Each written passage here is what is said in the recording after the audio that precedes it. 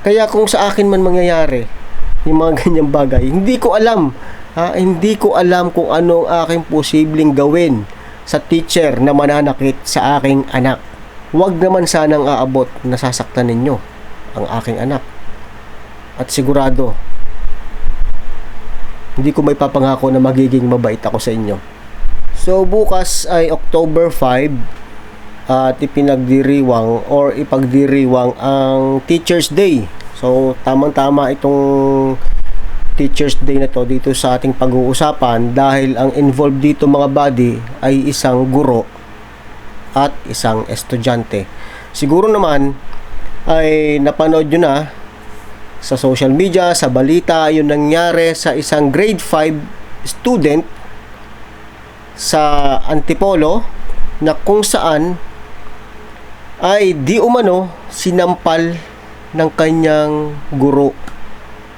At ang dahilan ata ay itong estudyante ay nagsumbong sa kanyang guro na may ingay yung mga kaklase, pero ang nangyari siya ang pinagbuhatan ng kamay, sinampal daw ayon dun sa mga nakasaksi.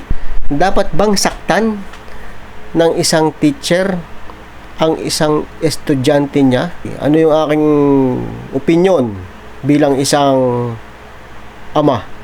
Ako po ay meron ding anak na estudyante at nasa grade 6 naman. Ano yung magiging saloobin ng isang magulang na yung kanilang anak ay ipinagkatiwala nila sa paaralan para matuto, pinagkatiwala nila sa mga guro para magabayan, tapos mababalitaan na lang nila mga buddy na sinaktan or sinampal. Siguro nung unang panahon, medyo katanggap-tanggap pa yung pagdidisiplina sa mga estudyante na yung babatuhin mo ng eraser, papaluin mo. Pero habang tumatagal mga buddy, yung panahon natin nagbabago na rin yung trend. At yung mga ganitong bagay ay may kaukulang kaparusahan kapag nanakit ka ng bata.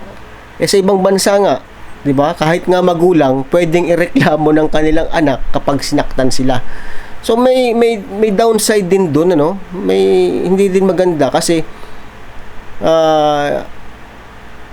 naniniwala pa rin ako doon sa disiplina na may kasamang physical, Kahit yung aking anak nung bata pa ay napapagbuhatan din natin ng kamay, napapalo din natin.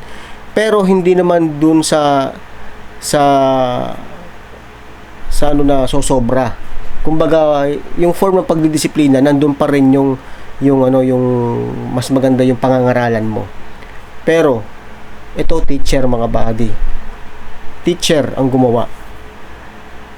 Hindi natin alam yung kwento ni teacher kasi hindi naman pa nagpapa-interview. Wala pa ako nakikitang interview. Pero dapat ba nasaktan ng isang guro ang kanyang estudyante?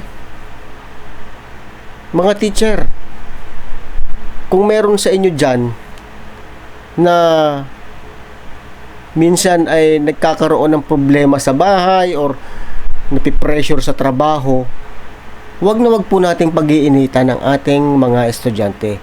Ipinagkatiwala po namin sa inyo ang mga anak namin.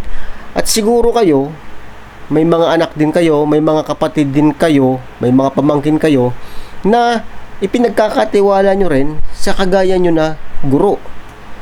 So, ano yung magiging pakiramdam ng isang magulang na mabalitaan na lang niya na ang kanyang anak ay sinaktan ng pinagkakatiwalaang guro? So, anong nangyari mga buddy dito sa estudyante after na maganap yung pananampal na yon, mga ilang araw ata ayon na hospital, na comatose, at nito nga lamang isang araw ay sumakabilang buhay. So sasailalim syempre yan sa autopsy. At ayon nga doon sa sinasabi sa autopsy, parang nagkaroon ng hemorrhage, nagkaroon ng pamumuo ng dugo sa kanyang utak. So hindi natin alam kung ito bang estudyante may existing na medical condition o na-trigger ito nung pangyayari na kung saan ay sinampal siya ng kanyang teacher. So, kailangan mapatunayan yan sa korte, mga buddy. Pero, isa yung sigurado, sinaktan ni teacher yung kanyang estudyante. Dahil may mga saksi na mga kapwa estudyante rin noong biktima. Hindi po natin dapat gawin ito sa ating mga estudyante. Pinagkatiwala sa inyo yan, mga teacher. Kaya kung sa akin man mangyayari yung mga ganyang bagay, hindi ko alam. Hindi ko alam kung ano ang aking posibleng gawin sa teacher na mananakit sa aking anak. Kaya may mga dadaan pang mga teacher. May mga maghahandle pang teacher sa aking dalawang anak sa college, sa elementary, sa high school. Huwag naman sanang aabot na sasaktan ninyo ang aking anak. At sigurado, hindi ko may papangako na magiging mabait ako sa inyo. So yan po ay isang tipikal lang na damdamin nating mga magulang, lalong-lalo na kapag sinasaktan ng ating anak. Hindi lamang yung teacher nila, kundi kahit ng ibang tao. Pag nabalitaan natin, tayong unang-unang nasasaktan. Lalong-lalo na kung hindi natin pinalaki yung ating anak sa pananakit. Hindi ba? Pagmamahal yung ating ibinibigay sa kanila. At niayaw nga nating padapuan sa kagat ng lamok or sa lamok yung mga yan. Tapos, yung ibang tao pa ang mananakit. Ha? So, hindi ka tanggap-tanggap. Kung ano man na maging resulta ng investigasyon, ay sigurado tayo na may mapaparusahan dahil sa pangyayari yan. Yun nga lamang, hindi na pwedeng maibalik pa yung buhay ng bata na nawala. Which is